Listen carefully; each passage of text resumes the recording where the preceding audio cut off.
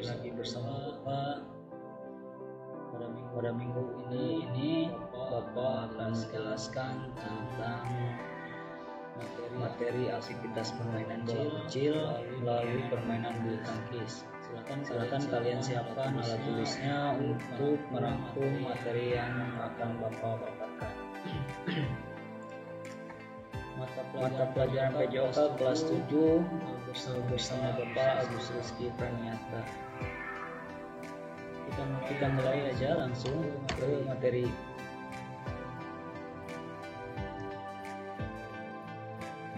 Untuk materi ini kita mulai dari pengertian dan asal-usul permainan bulu tangkis.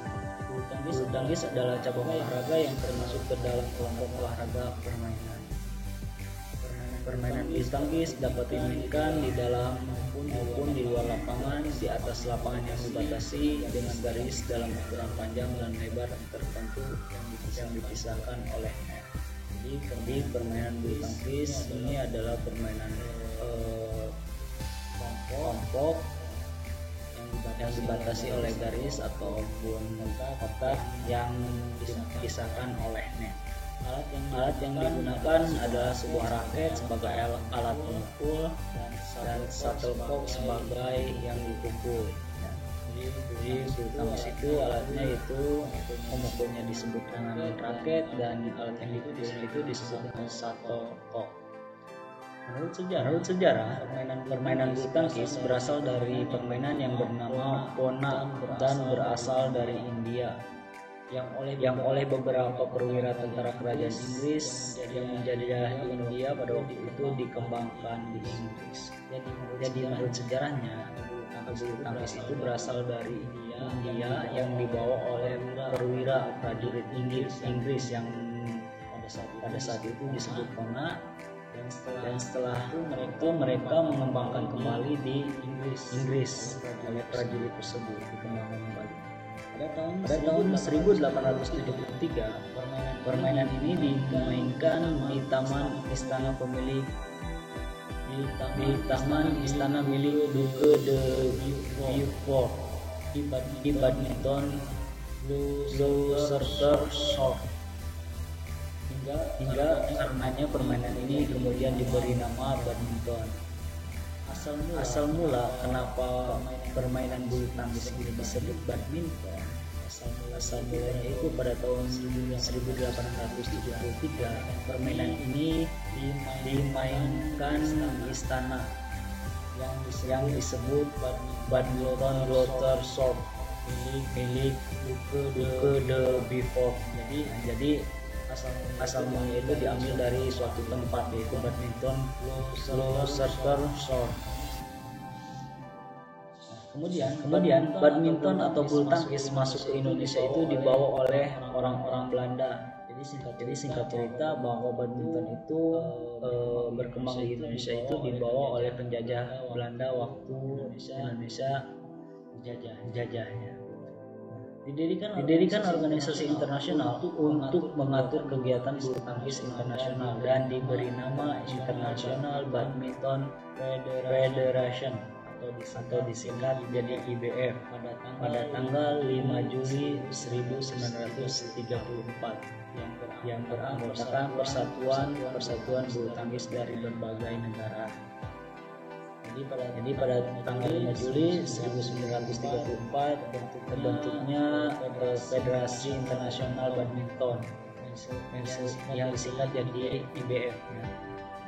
Setelah itu di Indonesia dibentuk organisasi untuk tingkat nasional bulu tangkis itu, yaitu Persatuan Bulu Tangkis Seluruh Indonesia atau disingkat dari PBSI pada tanggal 5 Mei 1951.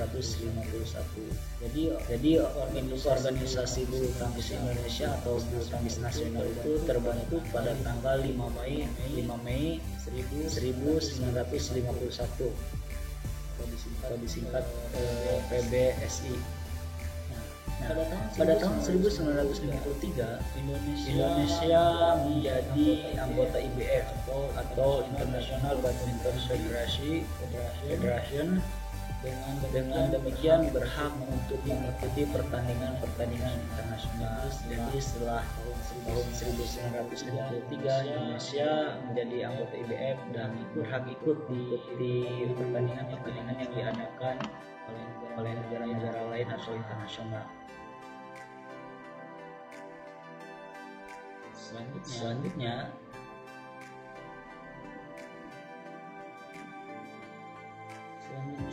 yaitu perlengkapan dan lapangan permainan bulu tangkis. Perlengkapan yang dibutuhkan dalam permainan bulu tangkis antara lain yaitu raket atau dengkul. Raket merupakan alat dengkul yang sangat ringan dan kuat. Beratnya kurang dari 150 gram. Adapun untuk bahan raketnya itu sendiri bisa terbuat dari kayu. Selanjutnya zaman dulu yang bisa terbuat dari kayu secara keseluruhan, terus terbuat dari kayu dan aluminium, terus ada juga yang terbuat dari aluminium seluruhnya, ada juga yang terbuat dari fiberglass, terbuat dari perang atau karbonat. Itu untuk raket atau alat pengumpulnya ya, bahannya biasanya. Yang kedua yaitu shuttlecock. Shuttlecock itu sendiri terdiri dari bagian kepala dan induk. Shuttlecock yang baik menggunakan gabus sebagai kepala dan dibungkus dengan kulit yang tipis dan kuat. Beratnya antara 73 sampai 85 gram dan harus mempunyai 14 sampai 16 helai bulu yang ditancapkan ke dalam gabus yang bergaris 1 sampai 8 inci atau 25 sampai 28 mm. Bulunya harus berukuran 64 sampai 74 mm dari ujung atas sampai ke bagian yang rata pada gabus. Garis tengah atau diameter bagian atas shuttlecock yaitu 54 sampai 56 mm dan harus diikat dengan benang secara kuat atau bahan lain yang kuat. Nah, untuk contoh shuttlecock itu sendiri bisa kalian lihat di gambar bawah ya. Nah, itu contoh shuttlecocknya sendiri, yaitu ada bulunya, ada benangnya itu di tengah supaya memperkuat ikatan bulu tersebut dan ditancapkan di gabus. Untuk lapangan lantai lapangan dibuat dari bahan berikut: lantai tanah atau pasir. Umumnya lapangan di luar ruangan biasanya menggunakan lantai tanah atau pasir ya. Apalagi itu menggunakan di perkampungan banyak sekali. Terus lantai kayu atau wooden floor itu biasanya di indoor ya, atau di dalam ruangan biasa itu menggunakan lantai kayu. Lantai dengan karpet sintetis atau portacourt. Nah, ini juga biasa digunakan di indoor. Lantai dengan karpet sintetis.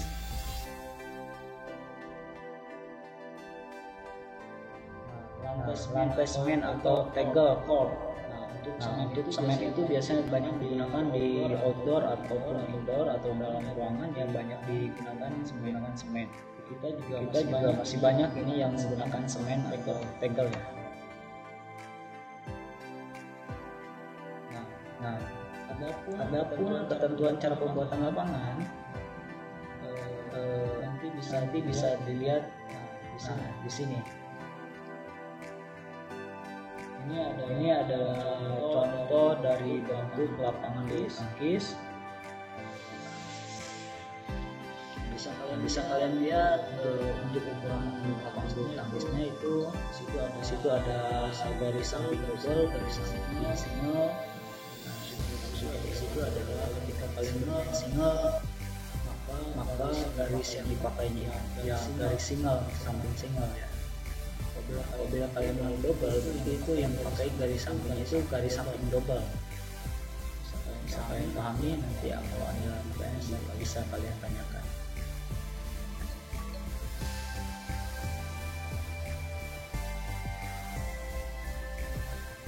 Selanjutnya ke aktivitas pembelajaran gerak spesifik bermain bulu tangkis.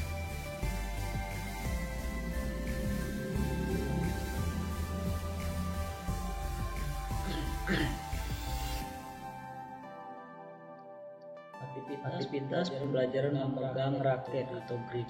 Cara memegang raket yang baik adalah suatu cara untuk menerima dan membalikan segala macam pukulan dengan mudah dan bebas. Cara memegang raket ini seperti berikut ini.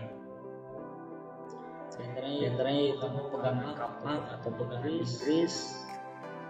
Cara memegang raket itu pegangan geblok kasur atau pegangan Amerika, pegangan hubungan atau pegangan berjamaah,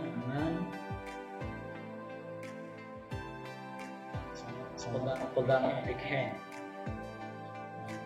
Itu contoh pegangan raket ya. Pegangan Inggris, pegangan Amerika, pegangan jebat tangan, dan pegangan backhand. Selanjutnya aktivitas pembelajaran gerak spesifik pukulan permainan bulu tangkis. Gerak dasar dalam permainan bulu tangkis terdiri dari pukulan servis, pukulan lob, pukulan drop shot, pukulan smash, pukulan drive.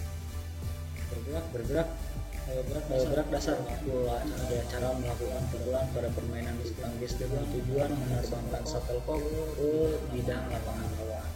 Di jenis pukulan itu ada servis, lob, drop shot, smash, dan drive.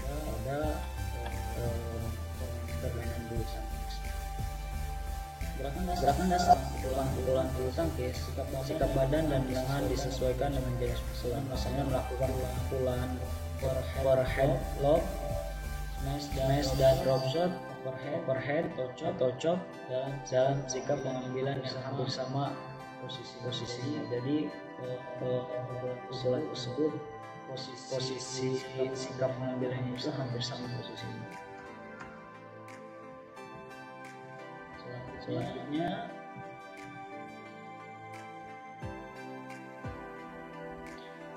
Selanjutnya yaitu aktivitas pembelajaran spesifik pukulan lob atau clear.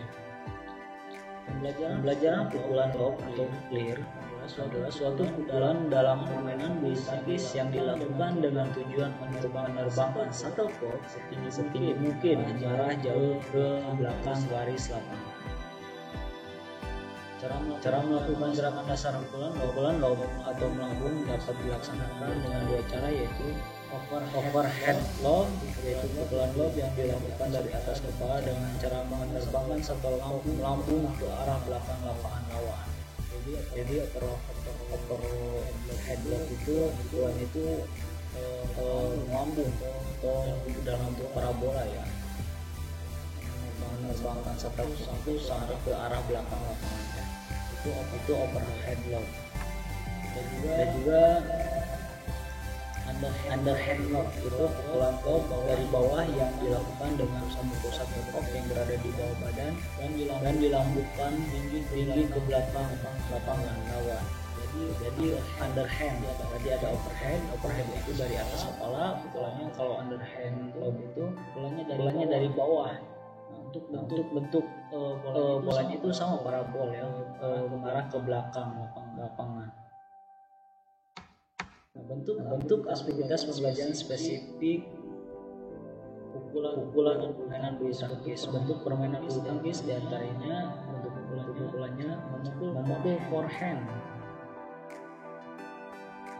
Nah, ada lagi memukul bola menggunakan pukulan forehand overhead. Jadi memukul forehand itu bolanya itu biasanya ada di samping badan memegang raket atau forehand. Kalau forehand overhead berarti ya itu seperti yang dijelaskan di atas. Bisa overhead itu di atas kepala ya, tapi posisinya si shuttlecock itu berada sejajar dengan ataupun berada di posisi memegang raket. juga menjemput bola menggunakan pukulan backhand. Kalau backhand ini kebalikan dari forehand. Kalau backhand mendekati posisi satelitnya, mendekati posisi memegang raket, tapi kalau backhand itu posisinya jauh atau berada di berseberangan dengan memegang raket satelit itu backhand. Memukul bola menggunakan forehand dan backhand overhand. Ini untuk permainan bulu tangkis ukurannya, untuk pukulannya.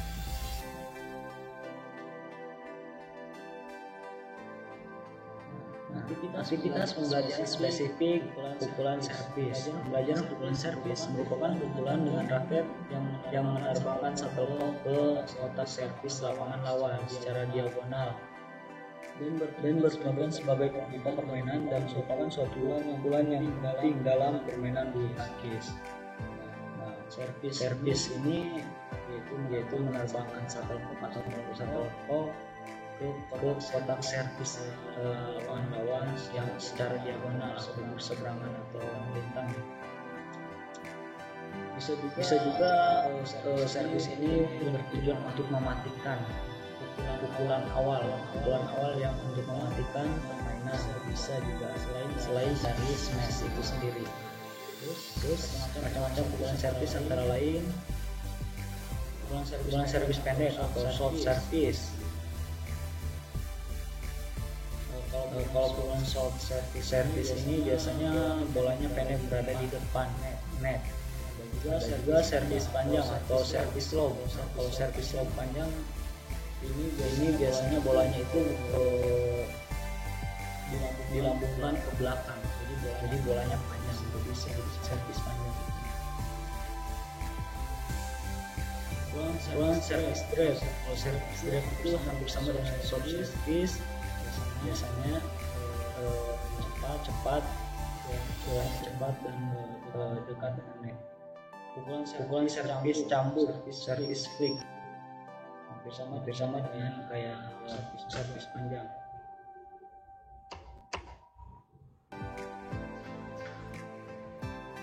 Terima kasih. Jadi untuk materi permainan bulu tangkis hanya segitu materinya atau teorinya. Silakan kalian tulis, rangkum materi yang dianggap penting.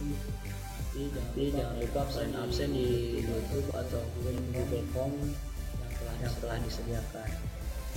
Kurang lebihnya mohon maaf. Assalamualaikum warahmatullahi wabarakatuh.